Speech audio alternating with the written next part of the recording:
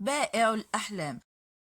في ساحة المهرجان كان العم حمدان يحمل البالونات الملونة كفاكهة البستان، وصاح بصوته الجميل: بالونات للصغار تتفتح كالأزهار، بالونات كالدرر ملونة كقوس المطر. فتجمع حوله الأطفال متحمسين لشراء البالونات. كان العم حمدان سعيدا في تلك الليلة لأنه باع كثيرا من بالوناته للأطفال. وفي اليوم الثاني كان العم حمدان مع ابنه باسم في ساحة المهرجان، لكن الأطفال اشتغلوا عن بالوناته وانصرفوا إلى بائع المثلجات اللذيذة. لم يغضب العم حمدان، بل إنه اشترى قطعة مثلجات لباسم، ثم تركه في ورشة للرسم تقيمها إدارة المهرجان قريبا منه.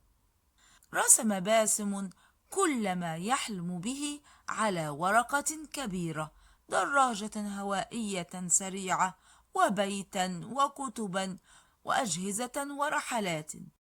علق اللوحة على جدار وراح يتأمل أحلامه. حينها تذكر قصة بائع الأحلام، ذلك الرجل الذي تخبره الطيور عن أحلام الأطفال فيجمعها فوق عربته ويبيعها في القرى المجاورة. لمعت في ذهنه فكرة، فأخذ البالونات وجلس يرسم عليها، ثم كتب على لوحة كبيرة: بائع الأحلام. وقف بجانب أبيه. تجمع الأطفال حوله مستغربين، وقال أحدهم: هذه بالونات وليست أحلاما.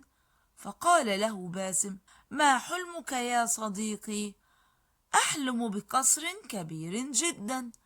خذ هذا بالون رسمت عليه بيتا جميلا، لكنه صغير ولا يتسع لنا. انفخ بالونك يا عزيزي.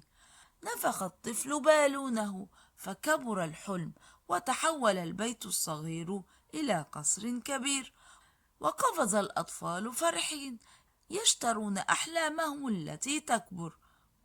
في المساء أخبر باسم أمه بما جرى في المهرجان، فضحكت كثيرا، وهتفت أخته: غدا سأذهب معك لأشتري أحلامي كلها.